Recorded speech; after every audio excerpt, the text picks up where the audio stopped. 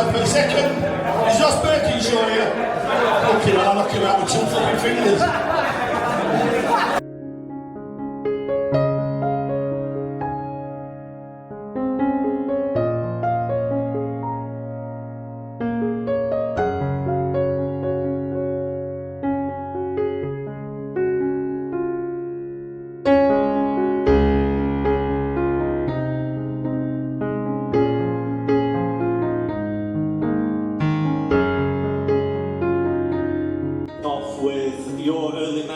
Playing for Wednesday? Yeah, I think me and Chris, you came up through the ranks as well, didn't you? Yeah, we both played for Wednesday juniors, both played for the reserves, both played for the first team. I actually did play a bit while I was at school, and then I signed apprentice, scored a lot of goals in the juniors, scored a lot of goals in the reserves. 6 against Man City once, 4 against Manchester United at Hillsborough. Anybody see any of them games? No. Nah, you're all too young, aren't you? We're just fucking old people. And then I got in the first team and scored a few goals in the first team. So that's it, that's what kept me in. Terry, what about you? Well, I started at Doncaster Rovers, but I was always a Wednesday fan. And when the time come for me to play for them, I took it straight away. But before that, what I want to say about people like Rodger is I like reading books and I like reading autobiographies. Can I just say something? Yeah. I gave him a book in lockdown. How long ago's that? And he hadn't read it yet. He admits that, so that's a lie for a start. Roger, only thing he likes reading time form at races. And that's his son, by the way. By the way, so I like reading autobiographies and any sports book. So I'm walking past this shop one day and I see 100 Sheffield Wednesday past and present great players. So I buys this book, I reads it, and this cunt side of me did the same fucking thing. We weren't in it. I weren't in it? No.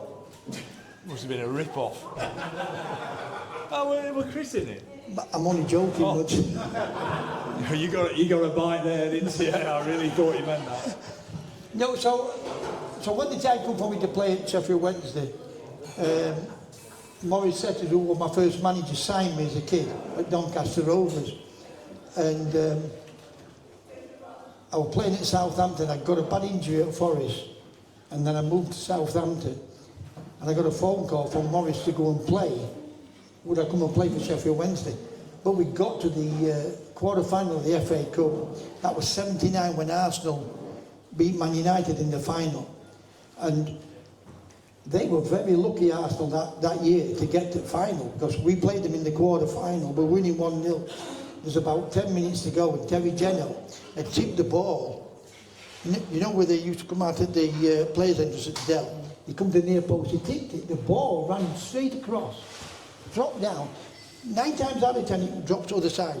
And David Price, can you remember David Price? Nips it, equalised. They go on to win the FA Cup.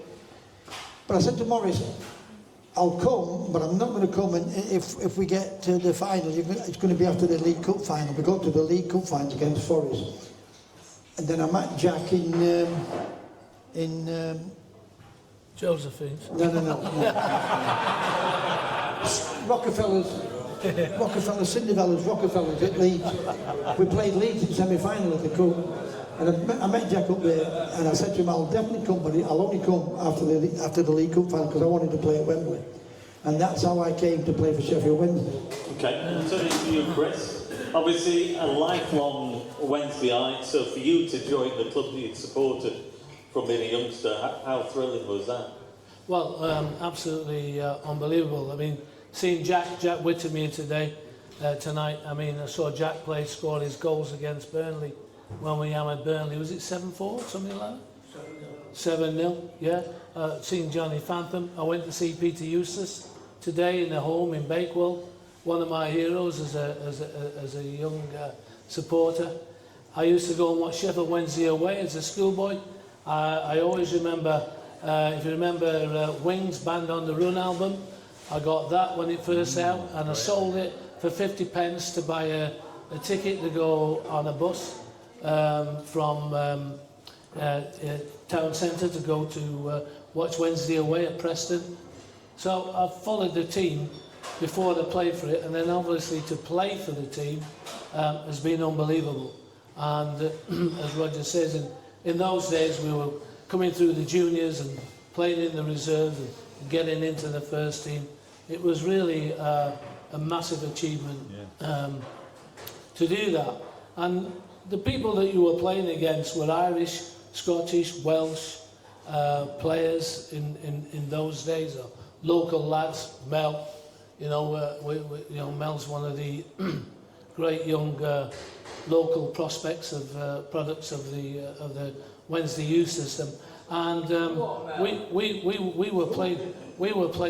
were battling against that. Today's game is a totally different game, and it's much harder to get to where we were. But I don't think the quality's improved, in my opinion. I think we had local lads who had more feeling for the club, who wanted to do well for the club. He keeps saying, yeah, but he's a Sheffield United fan. So, I don't know what that's all about, you know. That is true. Like you, Nick. No, I mean, playing with Sheffield Wednesday for me was a dream. And, you know, even going to the games, probably not last season, but previously, it's always given me a bit of a lift. You know, just to see the stadium, being in there, being part of it, it's been magnificent for me. Let's talk about some of the managers that you played under. So, Rodger, who was your first manager? Well, I just want to say, first of all, Chris is a real proper Sheffield Wednesday fan. He is as big a Sheffield Wednesday fan as Chris Wylde is a Sheffield United fan. He hates United with a passion, don't you, Chris? He does. He hates them with a passion. And it was just great. I mean, I grew up with Chris playing at Sheffield Wednesday. It was great, you know, playing games and then going out into Sheffield after when you'd won, which is one of those, it's a thing that spurs you on coming through the ranks like we both did, because when you go out into the city, you have to perform well, because you're going to bump into a lot of people that know you know, and grow up with you, and you have to prove yourself, and it does mean a lot to you. Not like some of these lads who come from, you know, afar and then decide they want to go and play for Sheffield United. I have to say, he's bubbling away here, I can feel him shaking. I have to say, and he'll have his say in a minute, I have to say that Sheffield United, as much as Chris said that about me and Sheffield United, I did support them as a lad, but when you sign for Sheffield Wednesday, you become a Sheffield Wednesday fan. And that's it. And unlike this man who left Sheffield Wednesday to go to Sheffield United, I turned Sheffield United down three times in my career. So that shoots him down. That's an inside step, that puts him. You know, that's a fucking lie, don't you? Terry. Nobody can dispute it, can they? No records. So, Terry, how are you going to react to that?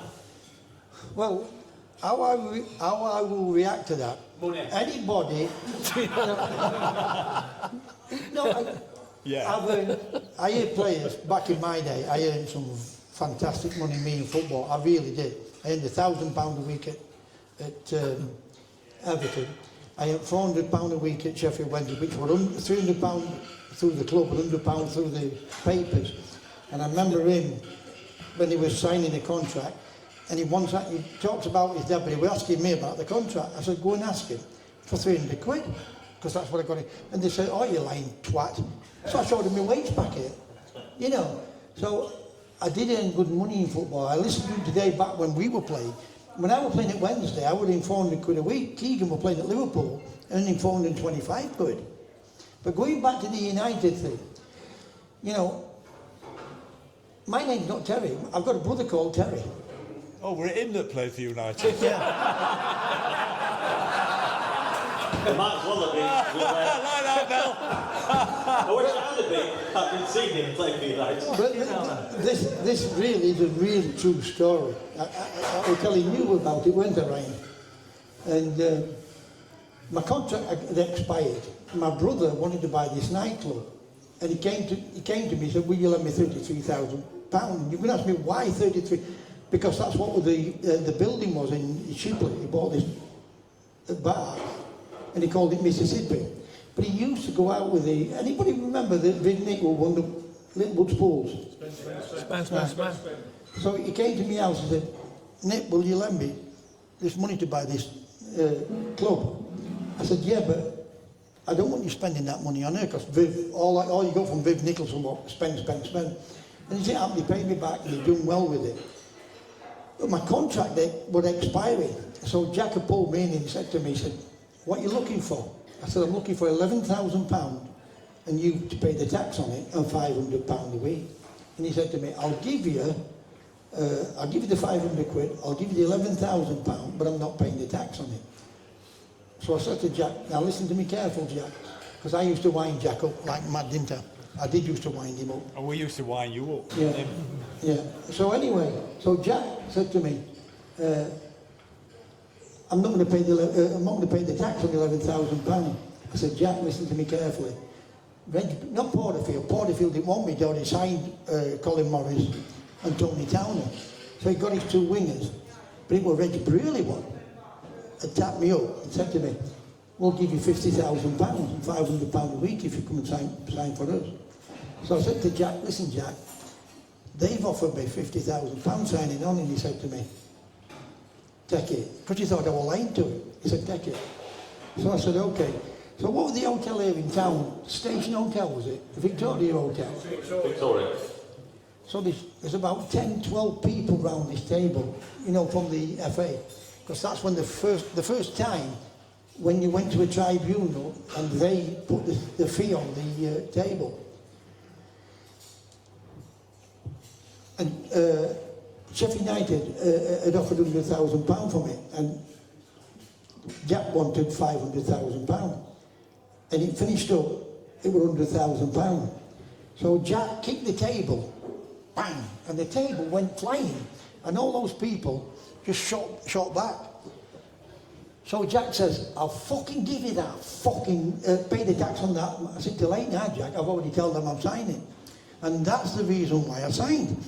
I would have never, I'm a Sheffield Wednesday fan. I used to come and watch these when I was a kid myself. I lived just the other side of Barnsley. Jim McCallier was my favourite player, Wednesday player. George Best has always been my idol. I mean, you'll see bits where it says, Terry Curran. My name's not Terry, and I used to tell the papers, my name's Teddy, Edward Curran. And Jim McCallier was my favourite Sheffield Wednesday. But George Best was always my idol as a kid. Watching him on television, I used to love to watch him play. And you go back out into the streets when I see them watch him play, I go and try those type of tricks. So I got home that night from that tribunal, and I was married at the time, only for about 10 minutes, like. By the way, that is true. So when I got in the house, the father-in-law said to me, "Frank, he's at the Cox on table." Now, if you all think I was all about money, now I did earn good money in football. I always asked for what I thought I was worth. So he said, "There's Arthur Cox on the phone here." So I picked the phone up. It was Arthur Cox. He said to me, he said, what's the fee been sorted out at? I said, £100,000. He said to me, "Right, we didn't want to go to a tribunal because we didn't know what to expect. We'll give you £150,000, which would buy you a house, pay all your expenses, your removals, your carpets and all that." And I said to him, "Arthur, I promise them now I would sign for it." But it wasn't Porterfield, it was Reggie Brearley, and I wanted to, because I was so annoyed, because when I came here from 3rd Division, I wanted to take us back into the 1st Division. We got promoted to follow that season I joined, and we missed out on 3 points, and I was so angry because we hadn't done it. We hadn't gone up. And me and Jack started to squabble a little bit. So when Arthur Cox offered me that, I said to him, Arthur, I've already promised them that I'm going to sign for it. And he said, I'm going to play Waddle on left, Teagan and Beardsley through the middle, and you want right. And I turned it down, and that is true. I don't give a shit when anybody believes me, and I tell them what I think and what happens to me. And there's many things what's happened to me. You all will never know what's happened to me in football, how they treated me. But I come from a nice mum and dad, but I come from a rough family of brothers what could fight. So I got that in me to defend myself. So I had a lot of problems in football, really a lot of problems. One manager who unites the three of you is, of course, Big Jack. You mentioned Big Jack. And Rodger, your thoughts, your memories? Well, I remember when Jack came, it was quite exciting. I think it was about 1977, Chris, and he got us all in the director's room. And I mean, he just like takes nothing serious. When he was a player, as a manager, very different. And he got us all in, and he said, I don't know why the fuck I've taken this job, he says. He said, I just don't know why. He said, I don't need the money, as he said, but I'm going to build a team that Jack's built. So of course, we're all in there. We know that the writing's on the wall. You know, we're all going to go. I think when Chris left a couple of years after, but that was because me and him had let Jack's tyres down at the farm in North Yorkshire, and he found out, and he hated us with a passion, didn't he? He was gone within 2 weeks, and it took him another year to get rid of me. And I was the last one in the team, and I knew the writing was on the wall because we were on that final season. The fixtures came out, and Sheffield United were in our league. They'd got relegated, and by Christmas, United were flying at the top, and we were probably about 10th. I'd been out for 6 weeks with a metatarsal injury. That, by the way, I'm a chartered physio, and I look back and think, how the fucking hell didn't they diagnose that? They made me play for a month without a diagnosis, and then I took myself off and got an X-ray. Fractured metatarsal in a cast, missed 6 weeks. Back about 4 or 5 weeks before the game at Christmas. Second leading goal scorer to Terry. He'd only got a couple more than me by then, and I'd been out 6 weeks. I weren't trained, by the way. Whoa, that's a bite if I've got one. I weren't trained, me, by the way. Yeah, all right, good one. And so I'd said to Jack before the game, I said, before the United match, we were all excited and we all wanted to play. And I said, we used to get 2 tickets. And I said, could I have a couple of tickets from my parents? And he said, yeah, come and see me before the game. And so I went the day before the game. I know what he's thinking. And he gives me the tickets, Jack. And I said, Jack, there's 3 here. He said, yeah, no, you're not fucking playing. Go and sit with him. So, 2 weeks later, I'd gone to Oldham. So I got the promotion before. I'm going to get him. Yeah. So anyway, Chris, go on. I'll answer your question that you asked, Nick. I played for Len Ashurst, was my first manager. Len Ashurst was an excellent manager. He came to the club, like many of us did as managers, to try and sort out a problem within the club. And Len, with Tony Toms, at 18 months, 2 years, whatever the regular time scale is for the Wednesday manager, and sorted a lot of the problems out. And got a few young players, myself included, coming through the ranks and playing for Lenny. Now Lenny was one of them managers that wanted a lot of passion, a lot of fire, a lot of endeavour, and you know, I was a young boy, I was 17, and I really appreciated Lenny for giving me my opportunity in football. And Tony Toms, who was a coach, a fitness coach really, who knew nothing about football, absolute nothing.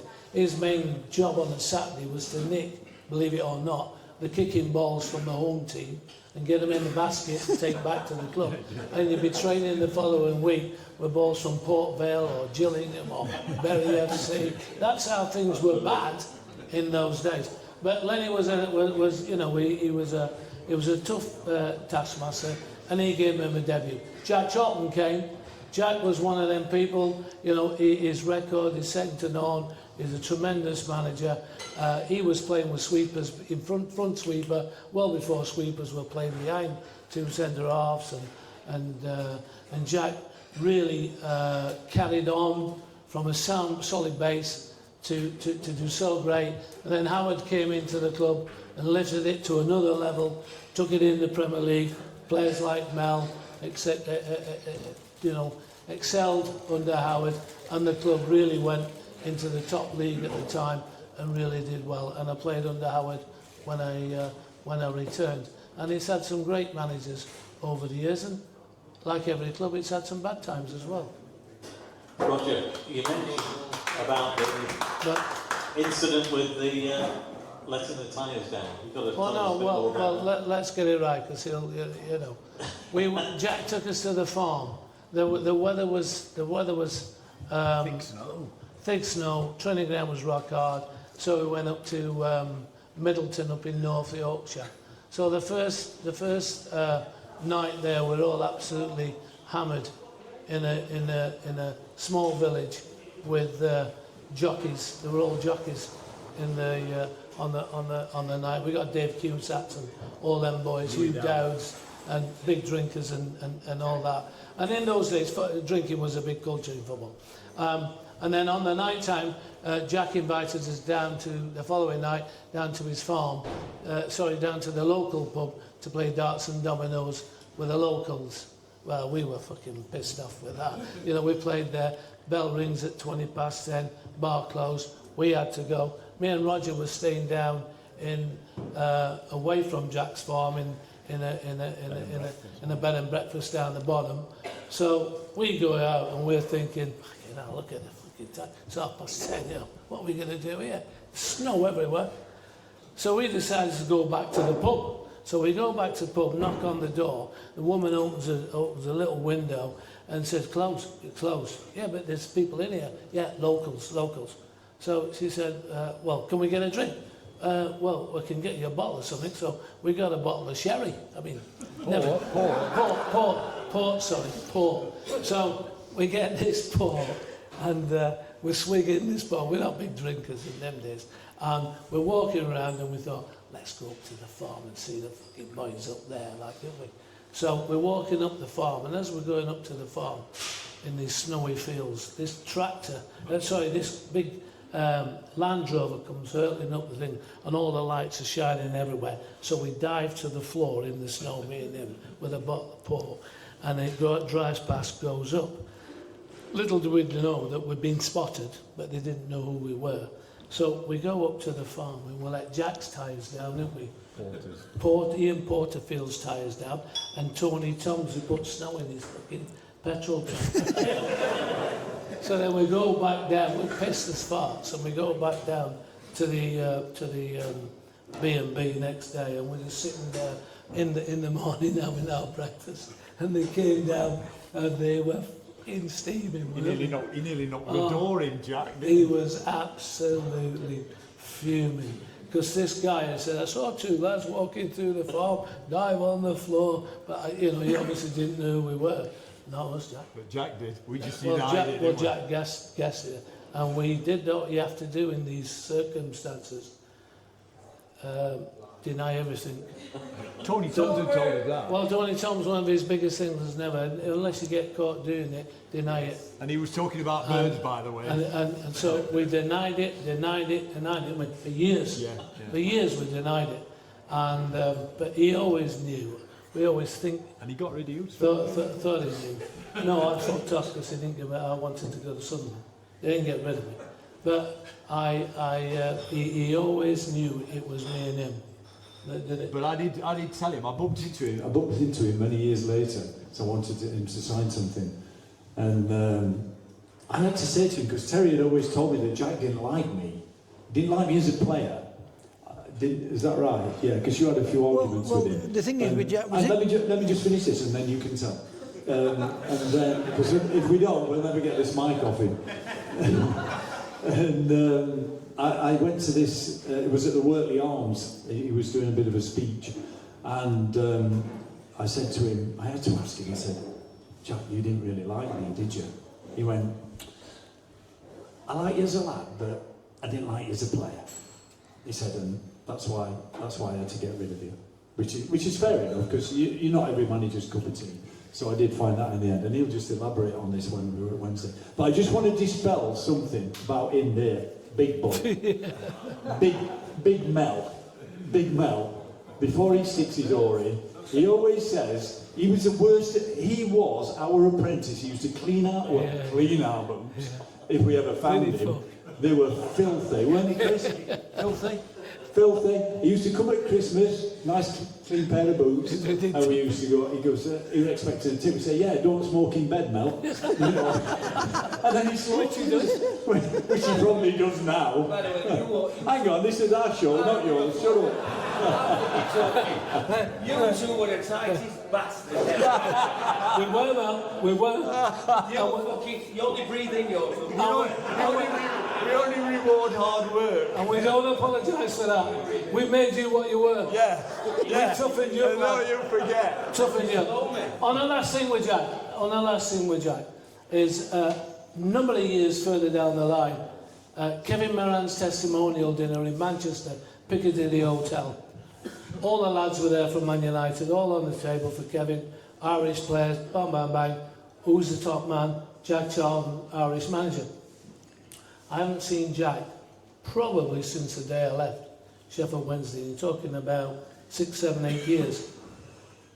I married a girl who's still married today, quiet as a nomas, never says a thing to anybody or causes any controversy or anything. So we're sitting down having a meal, and next thing Jack comes over the table, goes, oh, how are you, Chris, how are you going? You're doing fucking very well since you left Sheffield Wednesday, and you've done this, you've done that, yeah. She got out of her seat and absolutely fucking lambasted Jack Charlton in front of all the Man United players, Man United wives, and everybody. You made our fucking life hell. We never wanted to leave Sheffield Wednesday. You made us leave. Bang, bang, bang. And I've never seen her so angry in her life. And she fucking told Jack Charlton that day. Proud of her.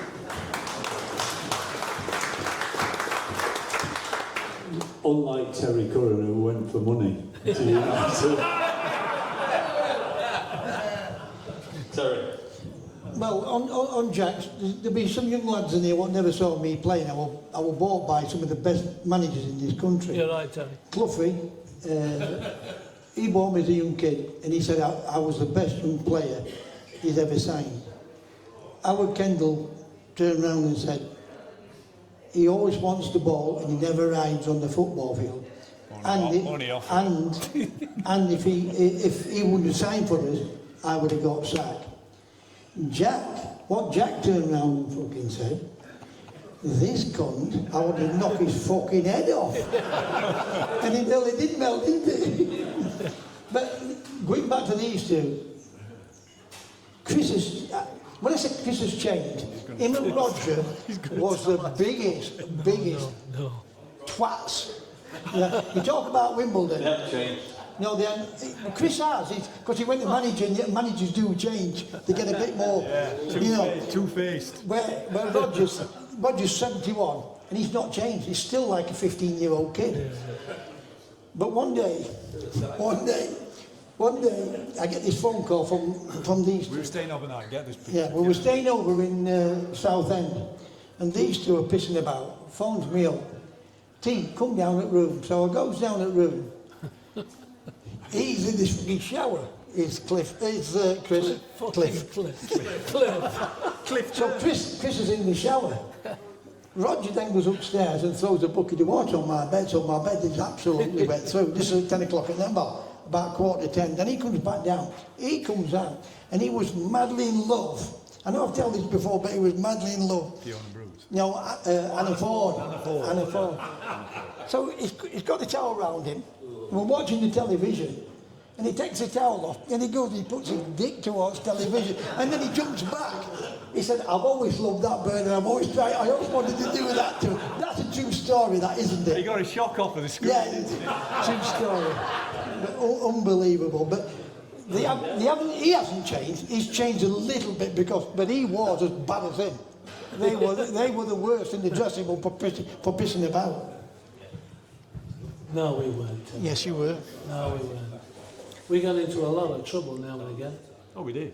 But the real story was, I took the back of the TV off, shoved my cock in the TV, got excited and come all over and got a fucking cock. I used to love Anna Ford. He did it. It was madly lovely Anna Ford, wasn't it? I didn't need help. I won't get it from these two. Hey Tom, come here. Terry, like Terry said earlier, come here Tom, come here. This is Terry's son. So Terry said some of the best managers have bought him, yeah, in the country. This is Tom's answer. They all fucking sold him and all.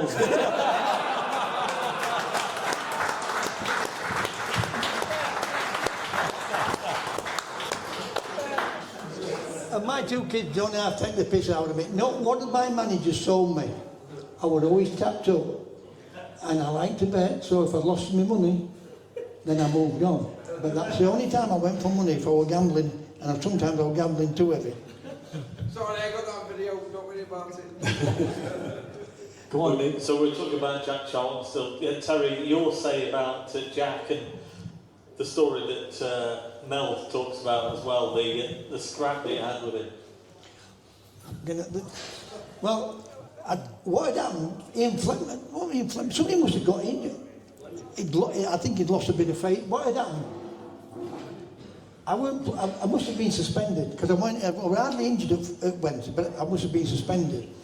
And I'm on bench, and Jack, I mean, obviously Rodger, until I went there, was the top man. True? Yeah. So anyway, Jack says to Rodger, get warmed up, right? But all the fans are chanting for him. Is there every fucking way, Rodger Wylde? So when Rodger goes for a warm-up, Jack turns around and says to Tomsey, he'll never be on fucking bench again, him.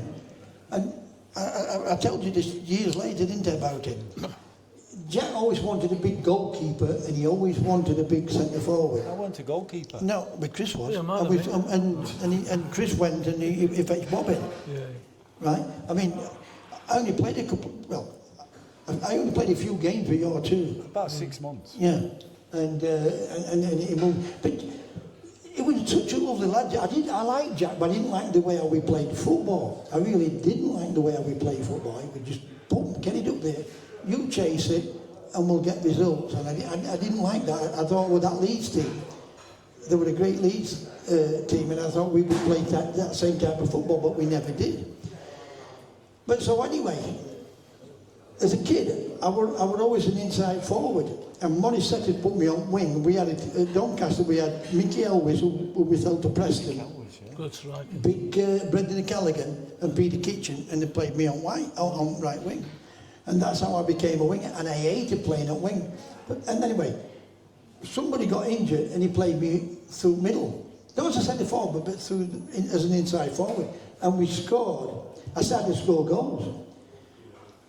So anyway, we got this week, we're playing Norwich away, we're on a Tuesday or a Wednesday. And he was only a bit of a kid. I know.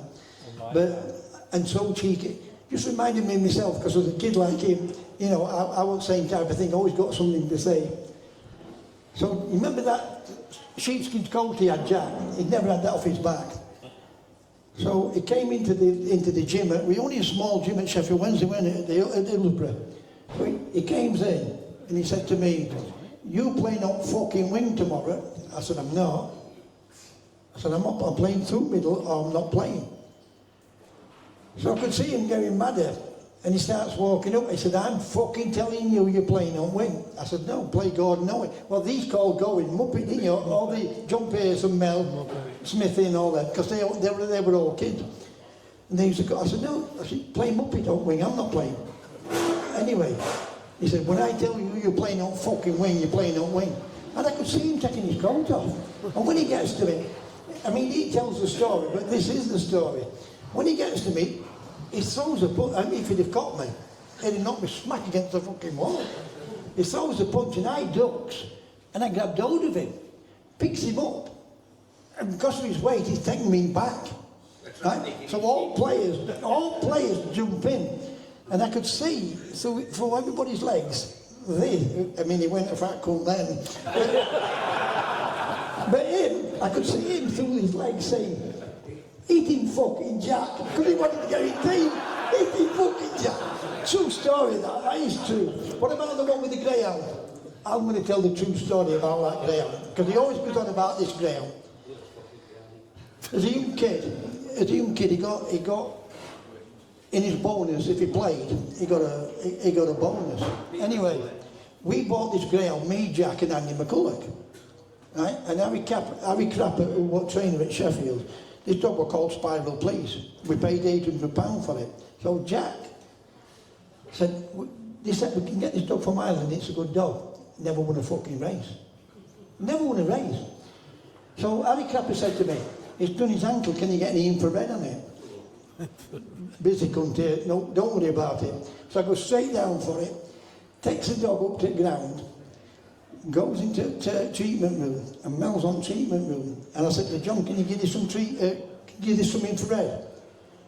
He said, let's get Mel off at table. So Mel said, hang on a fucking minute, I want to be playing on Saturday. I have a bonus, if I'm playing I get a bonus for appearance money. I said, don't worry Mel, I'm going to put you 100 fucking quid on this. Now Mel liked the fucking bet, even in them days. I said, I'll put you 100 quid on this. So Mel jumped off a fucking table. John and me checked the dog.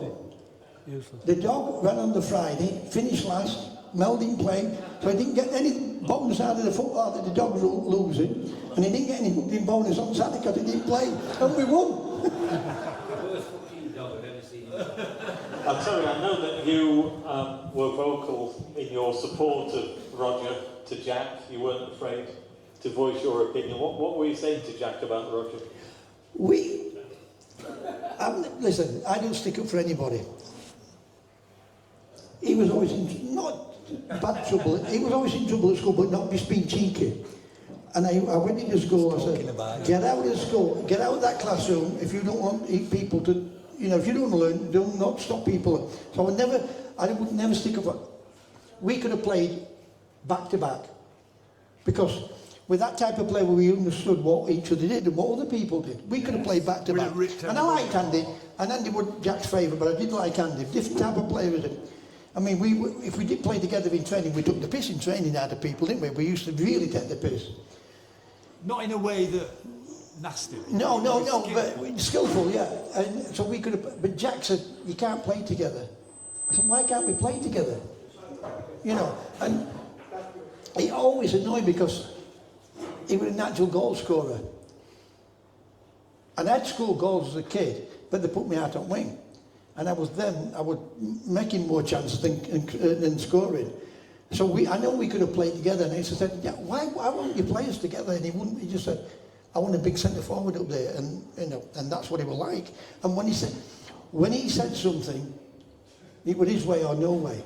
I mean, he once said to me, I want you to have a look at this player for me. And that wasn't just him, other managers just said to me, have a look at this player, tell me what you really think. So he said to me, watch this player and tell me what you really think about him. So we were playing Carlisle, it was last match of the season, we got promotion, there were 33,000 people there that day, all piled onto the pitch. It took me half an hour, 45 minutes to get off the pitch. Goes into the dressing room, Jack said to me, what did you think to that player? I said, sign him. Sign him? He's not fucking good enough, he's too small. I said, what did you tell me to look at him for? That was Peter Beardsley. Peter Beardsley. I couldn't believe he would ask me certain things about players, but he would never want me and you to play together. I don't know if I know we could have played together. I really do know, because we played together when you scored them 2 goals, and by the way, the reason why he didn't play the next match, he said that, you know, they sold him, but we played Chesterfield, and we're winning 3-0 or 3-1. He didn't score 2. And all he thought about was him scoring. Not the team winning, but him scoring. Terrible. 4-0. So, Shocking. so anyway, Shocking. hang on. You've had yours then. I'll tee you up for that one, Rodger. Right, so anyway, it's with either 3-0 up or 3-1. He finishes 3-3. 3-3. You're playing. So he comes into, yeah, you play. Comes into the dressing room. You know what he was like when he, fucking tells you can't defend, you can't keep a fucking clean sheet with 3 minutes to go, and you've let him equalise. On Monday morning, you've all in, and we're going to keep that ball and we're going to run it into corners. I thought, fucking. So Andy McCullough would say to me, what are you going to do? If you score today, what are you going to do? I'd say, get on my hands and knees and head the ball into fucking net. Or I said, I'm going to nutmeg some fucking. And Andy would say to me, you dare? Well, they knew they were winding me up to say you dare do it. So all week we're practicing and running the ball into corner. He scored 2 goals against Chesterfield. He's not playing in the game on the Tuesday against Rotherham. We're winning 5-0. Should have scored 3. Yeah. We're winning 5-0. So Andy said to me, what are you going to do if you score? I said, I'll tell you what I'm going to do. If we 3-0 up, I'm going to get this ball and I'm going to run to corner. And whatever corner I'm going to run all the way back and pass it back to Bob Boulder. We're winning 5-0 or 5-1. We're facing the left wing lane then. I get the ball, there's 2 minutes to go. I looked at him and I ran straight to the left end corner, like all the way back down. When I come past him, he's coming chasing me down line. Gets down to edge of box, plays it to Bob Boulder, and I can see steam coming out of his ears. As it happens, I'm at this side of the pitch where you walk off. I'm walking off, whistle's gone, I'm walking off, and I don't see anybody behind me. I turn around, they're about 20 yards away. Come on. He said, oh, you going first. So when I get in, he'd gone ballistic. No, you fucking take the piss out of me, running the ball into the corner when it's 5-0. When it's 1-0, I want you to do that. Anyway, this has gone on for fucking 20 minutes, then these are all coming. Gone on for 20 minutes. I said, fuck off, Jack. I'm going to Josephine, fuck you. So I'm going to get a shower. He comes into the shower, he said, are we going down to Travellers? He would argue with me like, I don't know what, within 2 minutes. It was like as though we hadn't had an argument. But I didn't like the way how we played. It did frustrate me, but I did like him as a person. And Rodger, there's a topic that I know you're desperate to talk about. Well, just a minute, Nick.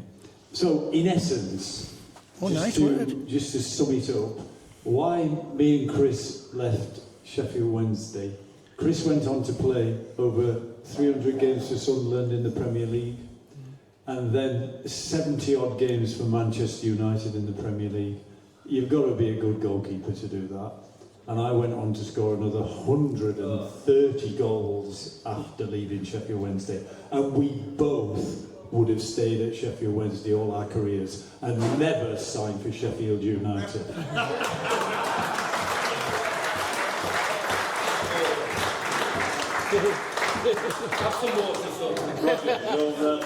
Your favourite topic as a striker, would you prefer to score and lose or not score and win? Well, that is a good question. And I'm going to tell you a story. Because when I don't know if any of you ever went into the 1867 when I interviewed players at Hillsborough. And whenever we got a striker, and I know this pisses Chris off and Terry and Mel, because we've had an argument about this a few times. My question to the striker is... Don't piss me off though, but go on. Would you rather win 3-0 and not score, or lose 3-2 and score 2? And you get varied answers.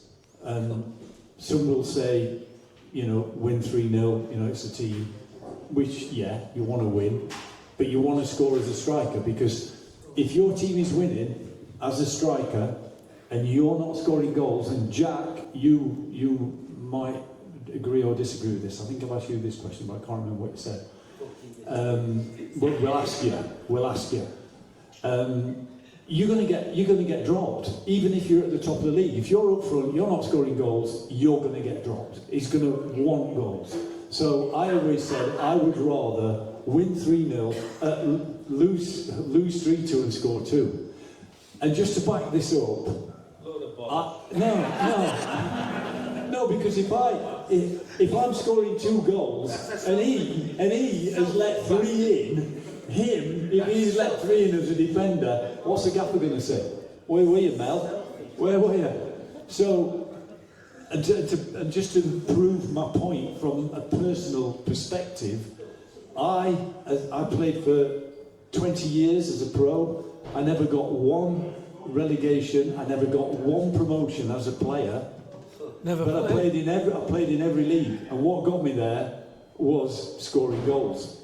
What dropped me down to the 4th division at 34 was my age, and I started slowing up. So I think that justifies it. Jack, what would you rather do? Win 3-0 and not score, or lose 3-2 and score? Please. It depends what Wimbledon's were. Well, It can't have been good in them days, Jack, well, let could me it? tell you this, just to back this up again. I was physio at Chesterfield, and Dean Saunders was manager, and we started talking about this, and he said he would rather win 3-0. He said, but I know you would rather lose 3-2 and score 2. I said, well, yeah, that's selfish, he said. So, 2 months later, we're in Portugal pre-season, and we're on, the first night, we're on the beach at a beach party, and there's all us from Chesterfield there. Steve Bruce comes up, he's out there with Aston Villa. I'm not name dropping. And then we're talking, and then this bloke comes up and puts his arm round Dean Saunders. He's pissed as a fart. He's got a straw cap on and dark sunglasses. He's all over Dean Saunders and Steve Bruce. And I said to Mitch, who's our chief scout, who's that? Who the fucking hell's that? And then I heard him talk. It was Alan Shearer. He was on holiday there. So, as the night went on, I got round to his side and I asked him the same question. Dean Saunders was there. So what would you rather do? Would you rather win 3-0 and not score, or lose 3-2 and score? No fucking danger. Score 2 every time. And that's Alan Shearer. Possibly the best striker that England have ever had. I rest my case. More striker bullets.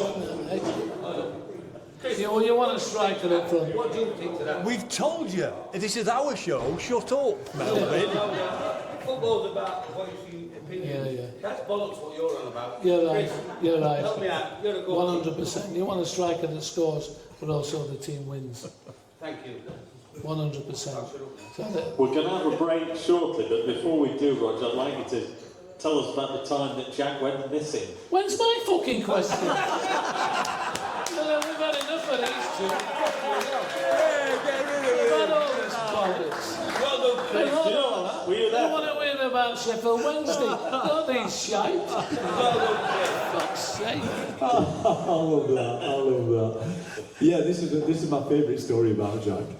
So we're playing a game at Hillsborough one evening, and everybody who remembers Jack will know he loved shooting, he loved fishing. He used to be at the training ground in Terry with his wellies on and his barber, you know. And he's going now, isn't he? He's going. You like Mel? So Taxi, Mel. Get him a taxi. So we're playing this game. I can't remember who it was against. We've got Ian St John as a coach, and we got Maurice Setters as a coach, and Tony Toms was the fitness, physio, whatever. And we're playing this game, kick-off at 7:30 in those days. In London? Yeah. No, it was at Hillsborough. Was it It was at Hillsborough. On a Tuesday night, 7 o'clock, no Jack Charlton. Half an hour to kick off. You could see Maurice and Ian St John and Tomsey, they're getting worried. 7:15, no Jack Charlton. They're getting even more worried. You can see him in the corner of the dressing room and they're chatting and wondering what to do. We go out for a warm-up, come back in, 5 minutes to kick off, no Jack Charlton. No Jack Charlton anyway. So they give us a bit of a team talk, we go out. We come back in at half-time, no Jack. All of a sudden, the door bursts open. Jack comes in. Well, he's on, all mud on them. Barber, shotgun under his arm, obviously cocked because he's not going to kill anybody. And we're all looking at him, and they don't know what's happened. Do you know what happened? He'd forgotten there was a match. This is a true story. He'd forgotten, he'd gone shooting up in the northeast for the day, came back, and remember it was in the days, probably about 1978, no mobile phones in those days, so nobody could ring him. So he's coming back down from the northeast, he's got the local radio on, all of a sudden he comes into the reception of Radio Sheffield, and we go down to Hillsborough for the latest of the game, and they're talking about the game. He must have thought, fucking hell, there's a match. Drives straight to the ground, gets in, and he turns up at half-time. The following week, and if I'd have known what Jack thought of me, I could have stitched him up a kipper. I get a phone call from a journalist, and he said, and I knew him, and he said, Rodger, is it true that Jack Charlton missed the first half because he didn't know there was a game?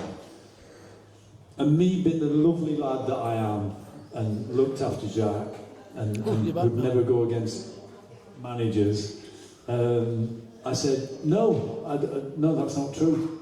But he did. He actually missed the match. He was really forgetful.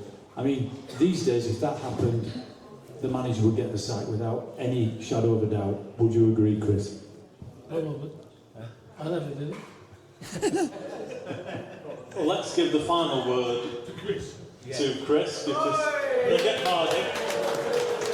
We'll get Mardy if we don't include him. Fucking right. So Chris, so not only playing for your Wylde team, but then later managing as well. I mean, just tell us how that felt when you were appointed manager. Nightmare.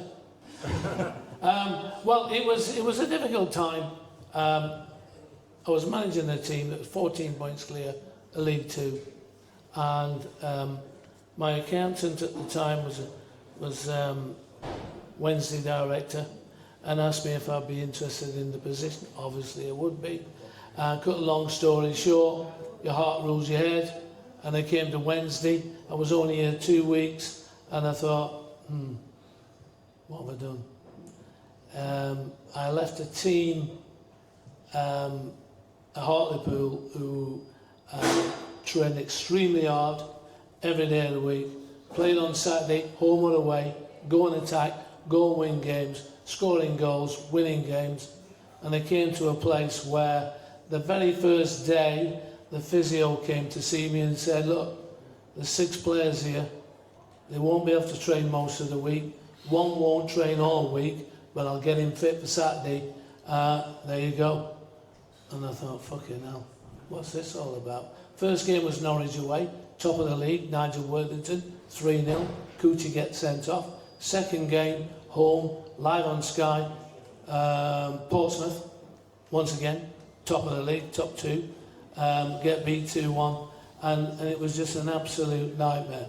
And I've never said, and I'll never say to this day, and criticise individual players or whatever, but you wouldn't believe, I couldn't believe what I walked into at Sheffield Wednesday, who were bottom of the championship, and I tried to keep them up in the championship, and what the playing squad is. And it's like this week with the World Cup with Tuchel and his squad and all that. People don't realise management, what it's all about, and what you have to deal with a squad of players. It's all about a squad of players, not about your best players. Tuchel, for him, prior to the games, prior to the World Cup, he's only going to play 10 players every game.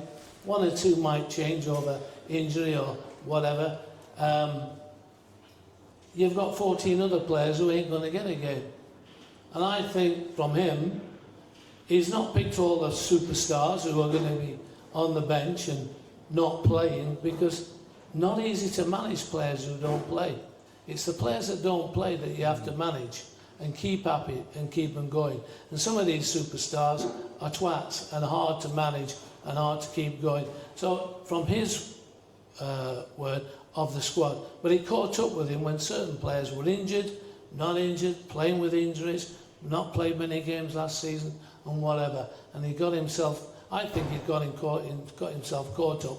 Then the other day, I think he bottled it, and I think he found it very, very difficult to do. Whereas the last manager, Southgate, everybody, me included, boring football, which I thought we played again this tournament, boring football, all plain to see, and we caught up in a conundrum with it. And management is difficult. And when you're manager and you get people screaming at you, we need a centre forward, we need a keeper, we need a centre half, we need midfield player who can pass it. The manager generally, 99.9%, knows exactly the same. But you can't come out and say in the press or to your players who you need to play next week, and you can't come out and say, I'll tell you one quick one. I brought Dean Smith from Leighton Orient, £1,500 a week. I've got players on 4, 5, 6, 7 grand. We're going back to 2003 now, on a lot of money. Didn't want to play for the club. Didn't want to play. Couldn't play for the club. I had one player, believe it or not, I wanted him to play right back. And I asked him, look, I need to play right back Saturday because Derek Geary weren't fit. Needed to play on Saturday. I can't play right back. What do you mean you can't play right back? I can't play next to them fucking fans on the sideline because all they do is give me fucking stick. When I intimate, I can't play on the right-hand side. Right. Those are the things that come up. Manage it. You can't tell the fans that, and you can't tell the chairman that.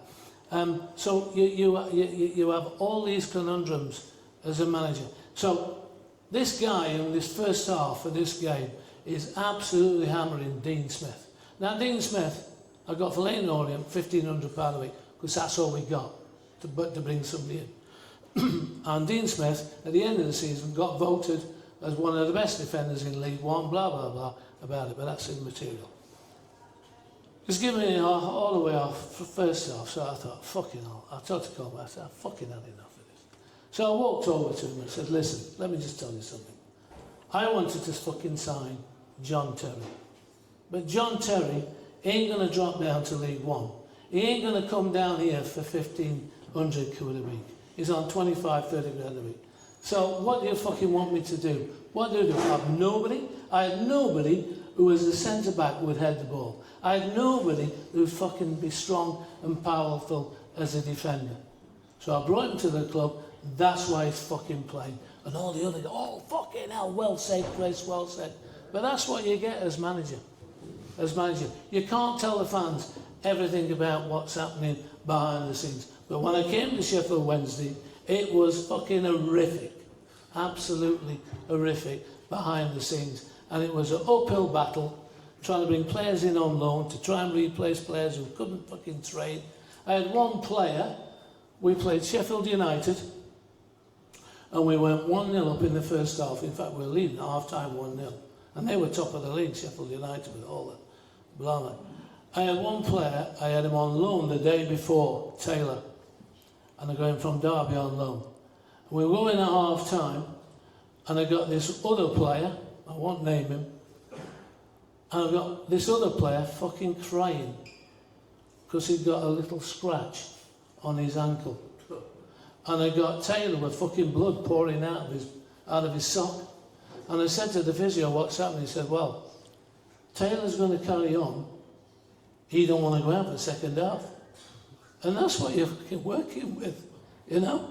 So we go out second half, we get beat 2-1 because we're a much, much better team than us. But these are, you know, the things that I had to put up with, certainly for the first 12 months, were the players that were all signed by, mostly by other managers. And then I brought my players in, I had 9 games and I get the sack. But I certainly left the club with a better squad of players on the day that I walked through the door. But unfortunately, you have to endure all the ups and downs. I mean, we went to Portsmouth one day. Portsmouth were top of the league, champagne in the dressing rooms to win the league, to win the championship. And I just put the team out on the notice, on the board. I said, look, this is what we're playing against. Every one of them are virtually international players. They think they're going to beat us. We play 3-5-2. We go 1-0 down early on. We beat them 2-1. And I really genuinely thought, I said, hey, we've got a chance of staying up here now. We can keep this going. We go the following week, we fucking draw 0-0 at home to Grimsby because they couldn't play off of them in front of the crowd. I had a striker who would come to see me one day and said, I said, what's the problem? He said, this club's too big for me. I said, you know, he says, this club's too big for me, I can't play out here. And I've got to manage these people and try and get them to play, to score goals. Grant told, well, last year, Grant told I brought him for £10,000 and paid him £500 a week. On the night I signed him, I'm sitting with the directors at Dave Allen's place in Napoleon's, and one of them says, where have we got this lad from? I said, oh, we've got him from, where did I get him? Barrow. I said, Barrow. I said, he said, how much you pay? I said, £10,500 a week. Now remember, we got strikers on 7-8 grand a week, and one of the players in the team was on £10,000 a week. That's expensive, isn't it? I said, expensive. I said, I brought him in to try and develop him into a player, right? So he goes into the team because the two lads up front couldn't hit the barn door from 6 yards. And he started off well, but slowly he went like that and then started to go down, and he needed to come out the team. And then chairman came to me one day and said, Chris, we need to sell a player. I said, what? We need some money. The club needs some money. He says, who can we sell? I said, well, they've only had one offer this week. Well, last few weeks. I said, who's that for? I says, Grant Holt from Rochdale. Rochdale? He says, yeah. I said, how much? He says, I said, 40 grand. He said, hey, let's take it. So I sold Grant to Rochdale for 40 grand with a 20% sell-on. He goes to Rochdale, he scores 25 goals. He goes to Forest, he scores a load of goals. He goes to Norwich and he plays for fucking England. And you know, this is the nightmare scenario as a manager when you're trying to build and rebuild a club, that circumstances take over, that fans never hear about or whatever, you know. So it's tough. So I always appreciate how hard it is for Henrik last season with what he had to put it. Okay, well the half-time whistle has blown. In the second half, it's your chance to ask your questions, so get ready. Chelsea, and it were humbling, to be honest. I did it because, like you lot on a Wednesday night, not for anything else. I used to say when they got me on box, I've got a voice, I've got a face for radio, not, you know, so I weren't bothered about anything, I just wanted that idiot gone, right? So, and a lot of people at the time came to me and said, we joined the trust because of you and what you did and how you put it across and how you got everybody unified and the fan base was split. And now you've left, would you set something else up? And to be honest, I was tired, I'd had enough, I didn't like the politics, but there were so many people came to me and asked me, and at least 200 private messages, can we do something? At the same time, come on lads, at the same time, John were getting requests to try and set something up, John Tompkins. So I spoke to him and we decided we were going to do it. Now it's been quite a journey because we've tried to do it correctly. We had to set it up correctly as a fans group. We're now in FSA, which is really important. We had to set a bank account up, and there were lots and lots of hard work behind the scenes to get things going. We've got to have a proper membership model, which just took time to get because of GDPR. And all this time while it's been going on, we've been getting some stick on social media for absolutely nothing. They've told us we're divisive. They keep saying divisive people on there or the groups, and we're not. Far from it. We want to work with everybody. We're here for Wednesdayites and we're here for community. While we've been setting it up and putting all things in place, we've already got a partnership with Pops Community Gym, who are, you know, here for mental health and helping people who are disadvantaged, etc. We sponsored a small local football team. We're doing something for Dave Higgins and sponsoring a couple of his players. And we've got various other stuff going off with charities. We're going to work with other fan groups. We're going to try and put this together for Wednesdayites. People are going to say, what are you different to existing fan groups? I think what we are, we're going to be for real Wednesdayites. They've come on to us and they've had a go at us on social media, and it's not right. They've called us what we've been called, lads, Russian bots. What other one? Vigilante group. That's it, a vigilante group. Guys, unbelievable, absolutely unbelievable. So people who are involved, you've seen one or two faces here today. We're expanding all the time. We're now officially on the go. I think at this time, at this moment in time, we've got confirmation of at least 700 people who want to be members. It's probably a lot more actually. When the membership goes live online, you'll be able to join. It'll be for free, or if you pay a tenner, you get some vouchers that John's kindly put up for his businesses, so you get 30 quid back, so you're going to make 20 quid even if you join. Right, so, and what we're trying to do is give everybody a voice, and that's where the name came from, including people in the surrounding areas, because we feel that they've been ignored. These people, supporters group countrywide that don't get a voice, and we want to try and be that. We've had loads of obstacles put in his way, but we're still here and we're still growing. If you want to join, please join. I think there's some membership forms. If not, look on your social media as the membership comes out. Please join, please support us. If you're already a member at Trust or one of other supporters groups, we don't mind keeping 1, 2, 3 groups. It's nice to be members, it's nice to be important, but it's important that we stand up. We've got new owners who are absolutely brilliant. We want to be part of it, we want to support the team, we want everybody to sing from the same song sheet. But thank you for listening, guys. It's an absolute pleasure. Thanks for tuning in tonight. This is for Chris, the fellow goalkeeper. Best of order, guys. Question for Chris, as a fellow goalkeeper. I remember in 1991 at Wembley, Brian McLair's diving header, the save that he did. From your point of view, is that the most important save you've ever done, or the best save, or is there something that betters that? I think it's the most important save, without doubt, due to the importance of the event. It's something that you train every week for in training all your career, where you're bombarded with shots, crosses, headers, etc., etc.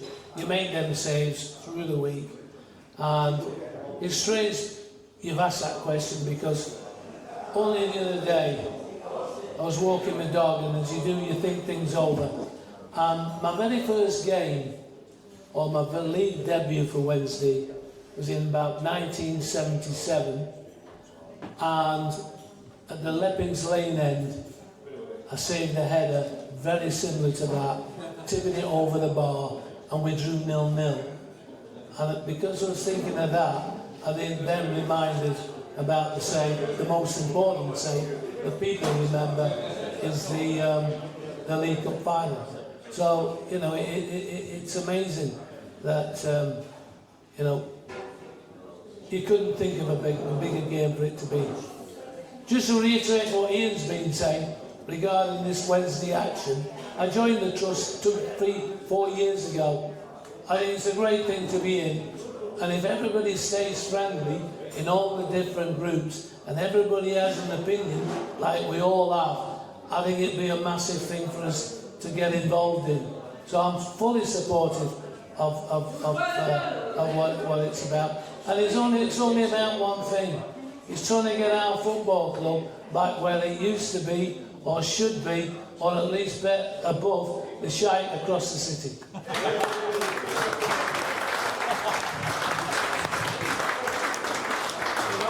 Okay. What's the next question? If you put your hand up, I'll come out with the mic. Okay, I'll just head over there. Ian, if you want to go back on the mic.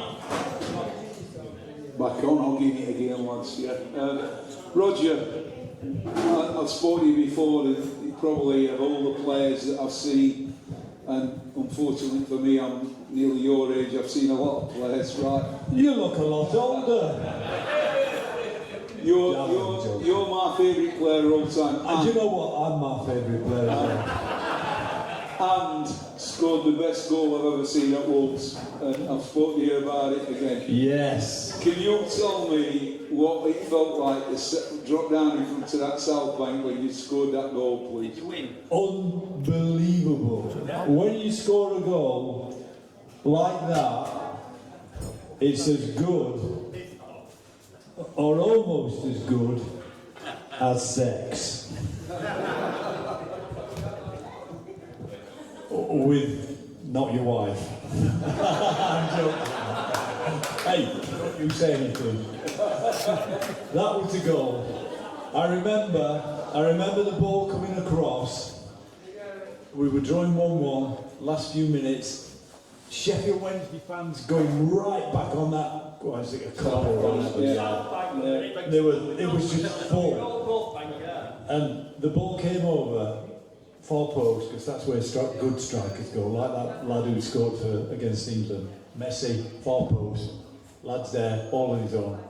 I chested it down, and I've got a picture as I'm striking the ball, and my shape when I struck that ball was unbelievable. It was textbook. Did you win? Of course we won.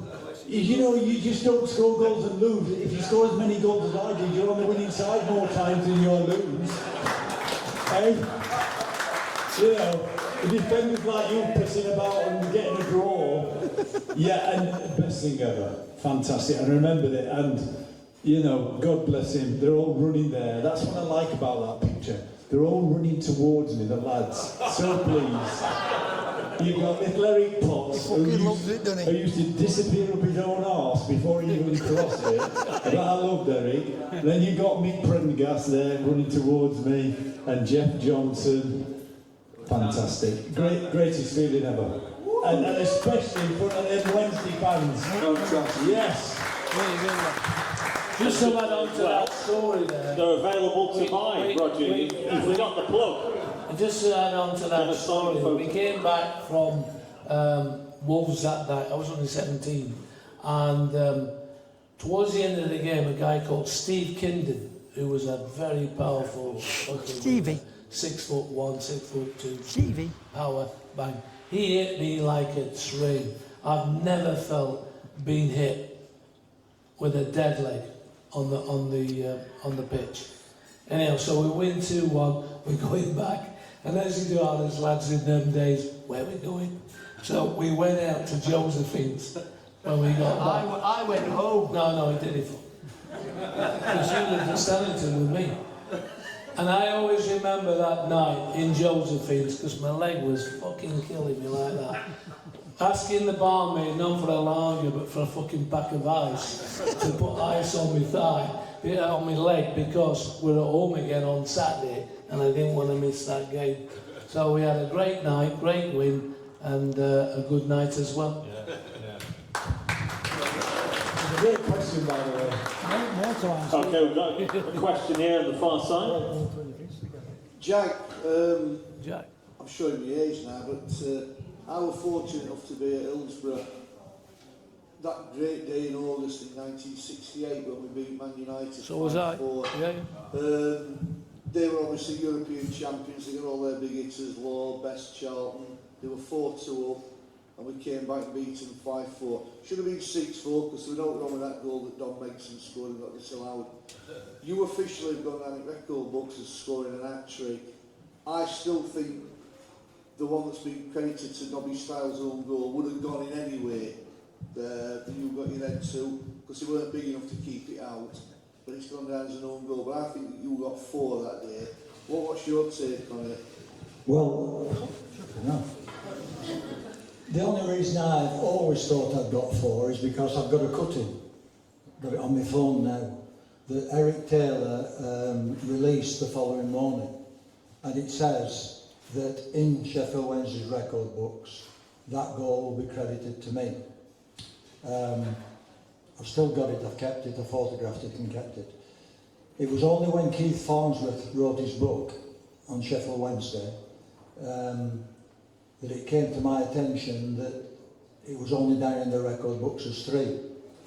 And Keith rang me from the archive room at Sheffield Wednesday and said, what do you think about that? I says, it's 30 years ago, I'm not too bothered. 3 will do me, and we won the game, and I don't care if I score or not, as long as we win. Thanks, Rodger. And so, yeah, all my career, I must have been, I'm 80 this Christmas, and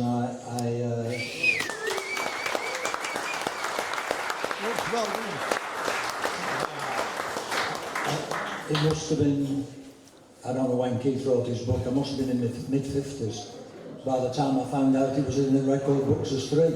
But when anybody tells me that, I just get my phone out and I show them the cutting that Eric Taylor, I mean all the papers the next morning said it were 4. You know, when he used to show goal scorers like that. And I've got the cutting from Eric Taylor, so I thought I scored 4. I thought that, and I've got a good photograph of the goal actually on here, and it shows me with my head this is Nobby, and that's my head, and I'm in front of him, so I know I get the first header. But I also know it clipped Nobby as it went in. I'd have got it these days because, like you said, it was on target, but it full stacked because he dived that way and it went in this corner. But so no, you're right. I think I've always thought I got 4, but at my age now I'll take 3.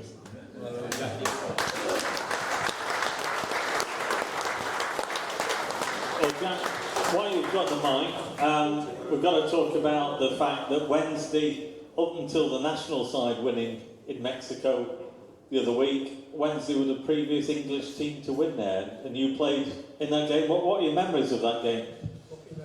Ooh.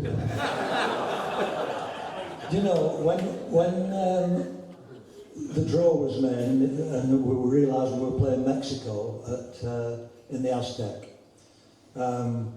we played 5 games at the Aztec in 1967, and the minute England knew they were playing at the Aztec against Mexico, my phone went mad. I did an interview for Calendar TV, I did a podcast with Sheffield Wednesday, I did an interview for Talk Radio, I did a piece for The Star, and various other people came along and we did podcasts. It turned out, I didn't know, Wednesday were the last team ever to win, the last club team from England ever to win at the Aztec. I had no idea. We played there. People were asking me about whether you should go in early and acclimatise or get in late as you could, perform and get out again. And we arrived at midnight on the Friday night, got to bed at 2 in the morning, Saturday morning, had Saturday in the hotel, kicked off at 12 noon Sunday and beat their champions 4-1. And it was an amazing experience, obviously, playing at the Aztec at my age. I was only 20. But I was lucky because I was a lucky boy. I'm a lad from Burnley, and I played for Burnley from being 12-year-old till 17-year-old. And then I came here to Hillsborough, signed professional, and my debut was against Burnley, and all my mates were over, my mum were over, my dad were over, my uncle, my brother, and we beat them 7-0. And I scored a couple of goals, so that was a bit of a fairy tale. And then inside of 2 years I'd been to Hong Kong, Singapore, Malaysia with Sheffield Wednesday, and then we got this invitation to go and play in Mexico because in 1968 the Olympic Games were in Mexico, and in 1970 the next World Cup was in Mexico, and they wanted to run a tournament for several reasons. One of the reasons was to see if all the infrastructure worked for the World Cup round the football, but the second thing was for scientific research for the Olympics. Doctors followed us around and we played with things strapped to us to see how we coped with the heat, how we coped with the altitude. So we played 5 games there. Unfortunately, after we beat their champions 4-1, they decided to send a team to Acapulco for 5 days. Now, we played under a very strict manager called Alan Brown. No women, no drink, no late nights. But in the game against Toluca, John Richard, the centre forward, got injured and he got hospitalised. And the management decided to stay in Mexico City so they could be near John Richard. And they sent us, the players, 12 of us single, to Acapulco for 5 days on our own.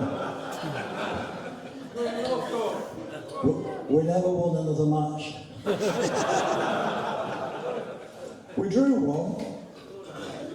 The last one we drew against the Mexican Cup winners. I think we just about recovered from Acapulco trip by then. Yeah, but did you score, Jack? Oh, we scored, Rodger, you know that. But no, it was a good trip. What was it like, Jack, playing in the altitude? Listen, playing at altitude is tough for the lads who are box to box. Alan Brown told me and David Ford to play from halfway line forward.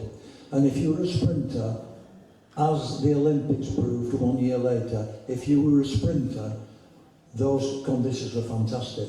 You could run like the wind. That's why 100 metres record went. That's why long jump record went the year after. If you were a box-to-box midfielder, it was tough. Not tough to do, but tough to recover from and do it again a minute later.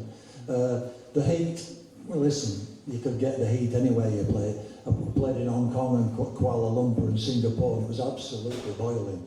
It was no hotter than those places, but if you combine the heat with the altitude, it's not an easy place to play.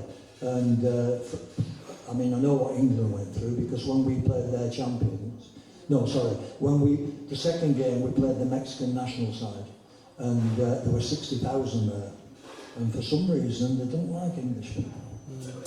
But so I can imagine it was with the crowd, the altitude, the heat. It's an intimidating place to go, and I thought that was one of our better performances. If we could have produced that in the semi-final, we might have had another good game to go to instead of third place player.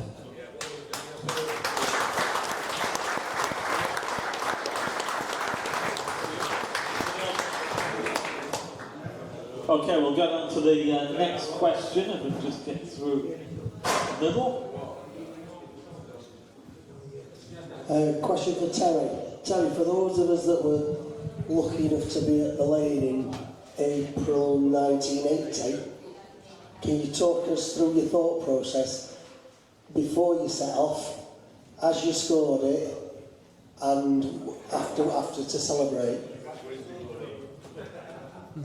Well, we tacked on the right hand side, and we had a corner, and I think I played the corner, and it went out. Somebody headed it out on the left hand side. So I'd run across. Dave Grant had picked the ball up, and I'm shouting to Granty, throw the ball, throw the fucking ball. Anyway, eventually threw the ball, and you taught in football, defenders at all, take him away from the goal. I mean, I didn't beat anyone.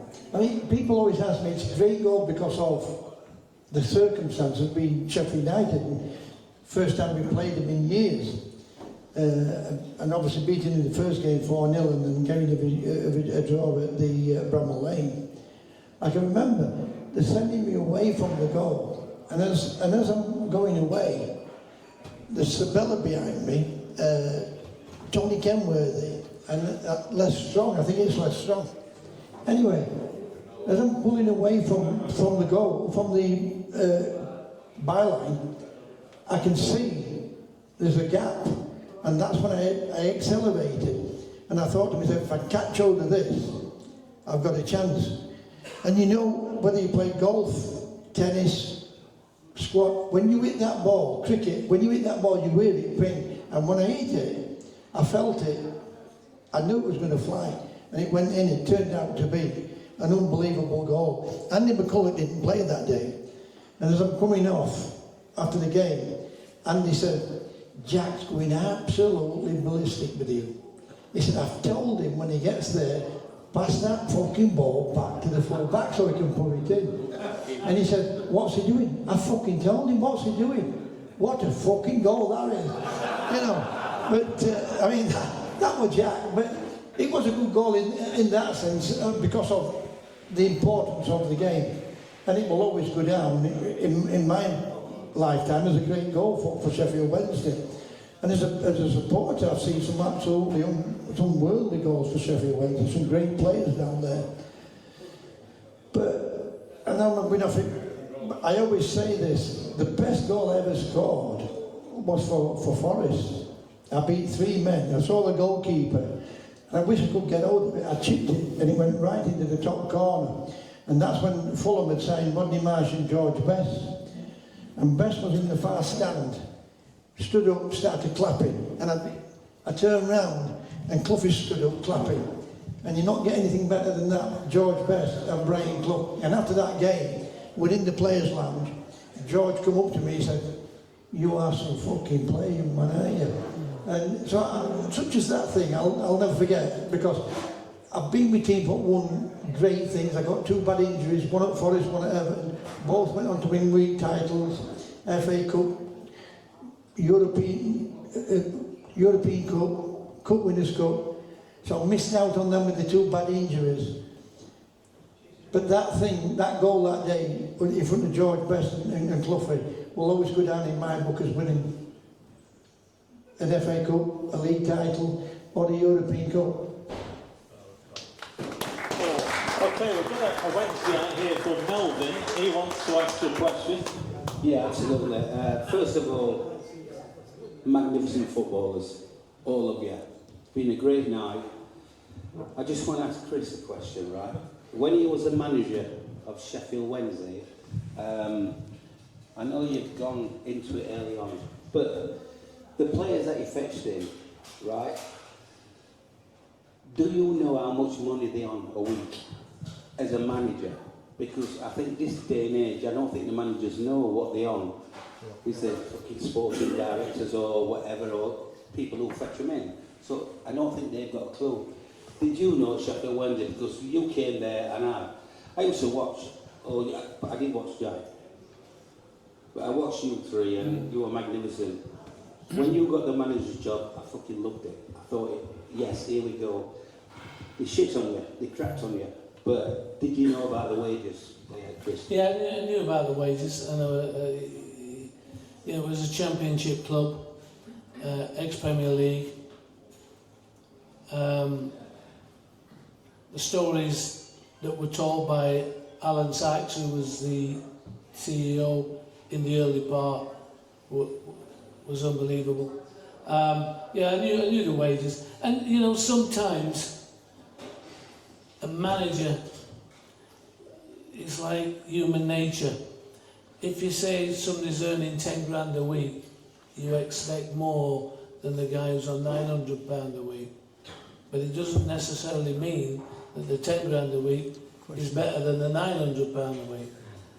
So you go in there and a lot of input into the structure financially at Hartlepool for 4 seasons. I go into Sheffield Wednesday and it was just,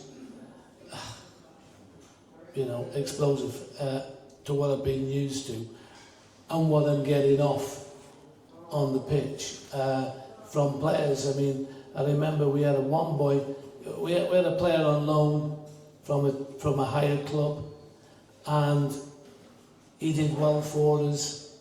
He scored in his last game, and I was talking to, I'll name him, Alan Quinn, the following week. I said, it's a disappointment that he's got to go back and this and the other. I said, I think he'll miss playing for us and that. He says, no. I says, what do you mean no, Alan? He says, he fucking hates football. He likes training, but he hates it from 3 o'clock to 5 o'clock. Hated playing football. And I thought, wow, you know, these are things that, you know, but you know, today, I'm a believer. I'm a believer that the managers return the players, knows exactly how much they're being paid, knows what's coming into the club. He has to work with them. You brought them in. You're judged by those players. And if you fail and they fail, then you know you're going to be history. I'm not a believer that sporting directors bring the players in and this guy or a guy coaches them. It's not going to work. The sporting director and the manager have got to be cap in hand and work together and bring a squad of players together and work with them over the period of time to get the results. I'm a little bit worried about what's happening at the moment at Wednesday, because it's as though the sporting director and the CEO are bringing the players in for Henrik. If that's the case, it's going to be a disaster. If that's the case, they should have brought their own manager in weeks or months ago to do the job. I don't want to go 6-8 games down the season, 10 games, and then Henrik leaves and then somebody else comes in and here we go again. Massive mistake.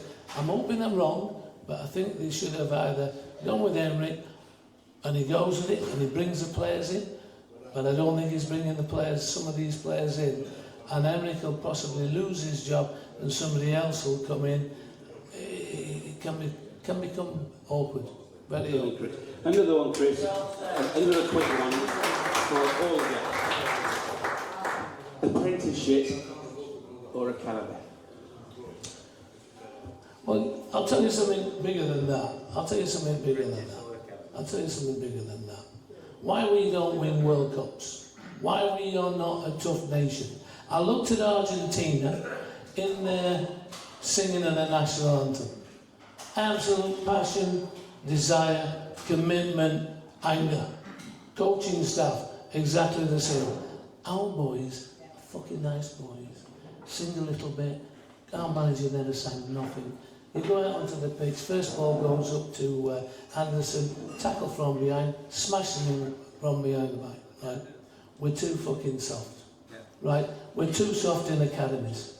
Academy football, for me, is an absolute farce, is a waste of fucking time. Coaching staff in academies, right from the top of Tuchel, the manager, or whoever's the manager, all the way through, all coach the same. Teams are all playing the same football.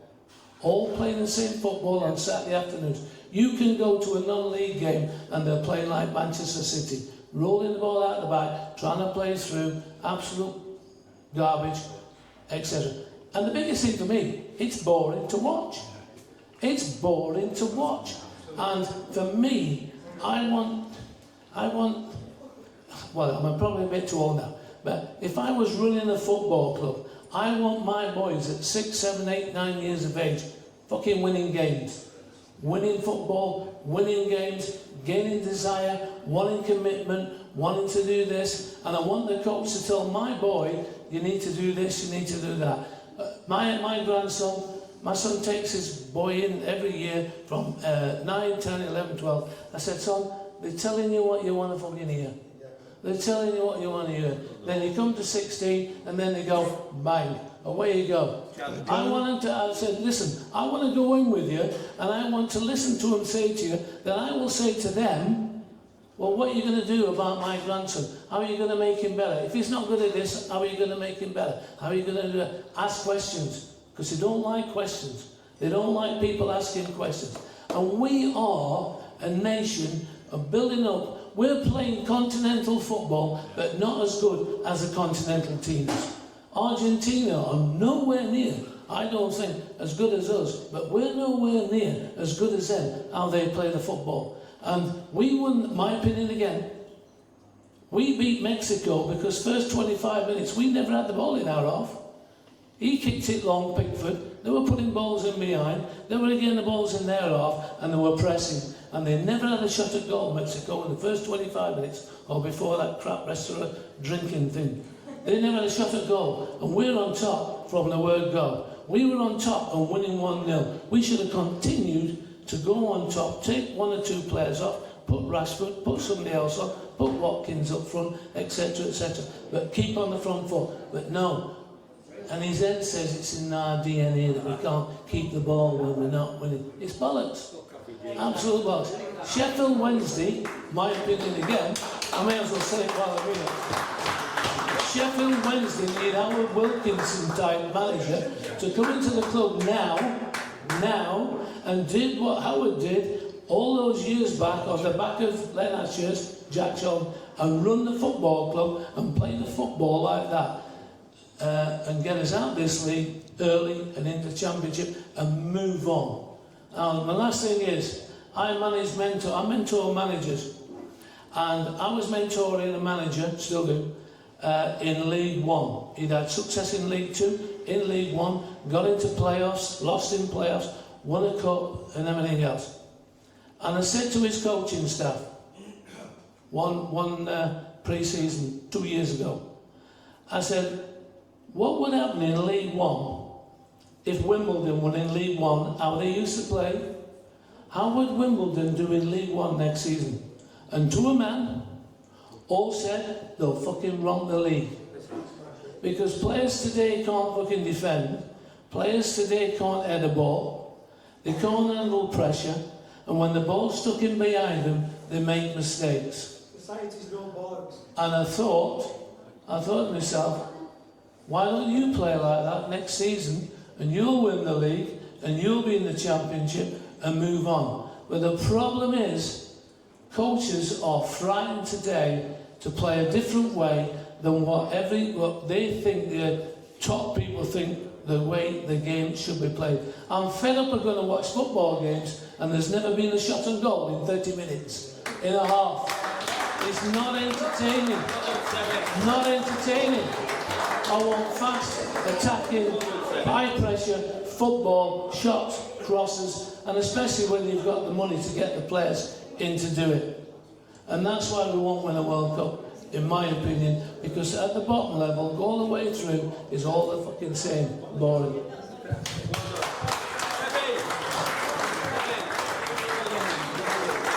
Now that comes from somebody who's a coach. And I've been in football and still am in football, and I am not a coach, and I do not understand coaching. But I was in a coach's room one Monday morning, and they were talking. We always used to have a meeting on Monday morning, and they were talking about the game on the Saturday, and we drawn 1-1. And they were talking about how the game had gone, and I said, I put my hand up, and they went, yeah, Rodger, because I only talk about medical stuff, because I'm a chartered physio, so that's what I do. Anyway, so I said, he said, what? I said, you know, last 5 minutes, we stuck, we were losing 1-0, and we stuck the big centre half up front. Yeah. I said, why did we do that? And he said, well, it's the best way to score a goal. And I went, well, why didn't we do that from the first minute? You know? And there's no answer. So that just reiterates what he was saying. Anyway, I just want to put the record straight. One of the other reasons that Chris left Sheffield Wednesday was Jack Charlton thought Chris was having an affair with his daughter. It wasn't true. It was me.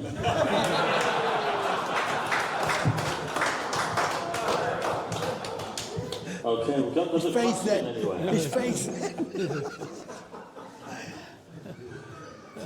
Find it quite unbelievable that between four of you, you've played for best managers in country: Ferguson, Clough, Shankly. You must have played for about 12 good ones between you. How do you think they'd all fare in today's game? Because it's changed so much. Who are you asking? Tony. I think you can't manage today like they used to manage, because managers in the 60s and the 70s ruled by fear. Alan Brown ruled at Sheffield Wednesday by fear. Ferguson managed by fear at Manchester United. Lots of managers managed by fear.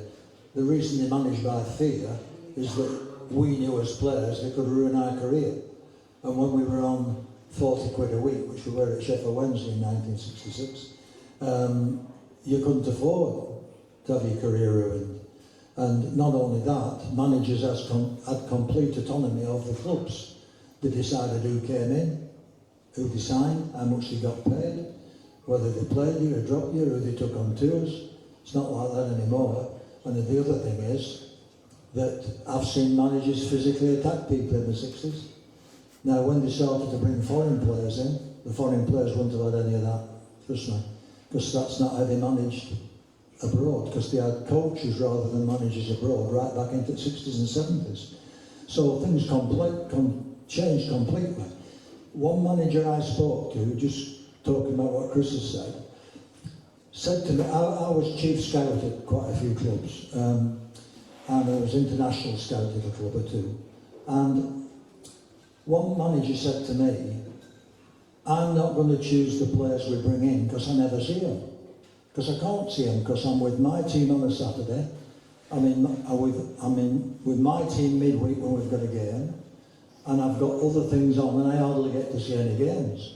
So I can't be the one to say which players are coming into this club. Now that would have never happened in the 60s and 70s. The manager made the decision. How he knew, how he got time to go around and see all these other players got on the nose. But that's how it happened. And mistakes happen that way. And I'll give you one classic mistake. When Sheffield Wednesday signed Stevie Downs from Rotherham, Danny Williams, who's the man of Sheffield Wednesday, came up to see me and he said, I've got a new strike partner for weekend. And I said, have you?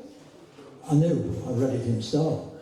But I just played dumb. I said, have you? Yeah. He said, I said, how does he play? What sort of player is he? Is he a target man? Or does he play off the target man? Because Danny had changed the system from 4-3-3 to 4-2-4-4-4-2. And we're going to play me and this new lad up front. He moved me from right wing into middle. How does he play? Is he a target man or does he play off the target man? He said, I don't know, I've never seen him. So, how can that be right? I see Stevie Downs every month, and Stevie Downs, when he was being signed by Danny Williams said to him, I've never seen the player, lad, but they tell me they're not bad. And that's all. So Downsy didn't know who we were going to play with. I didn't know about Downsy, and manager knew nothing about him or me for that. So listen, you couldn't manage today like Shankly managed, like Brown managed, like Ferguson managed. Players are too soft. They wouldn't stand for it. They'd be out the door with a 250 grand a week, wouldn't they? That's my opinion.